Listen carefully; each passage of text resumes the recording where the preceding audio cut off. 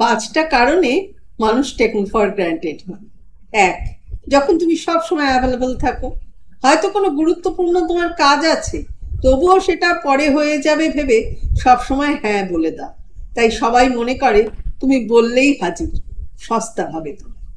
দুই, তুমি এতটাই দয়ালু যে সব সময় অন্যকে ক্ষমা করে দাও, আচ্ছা ঠিক আছে থাক, কি আর হবে, করেছে করেছে, বলেছে বলেছে।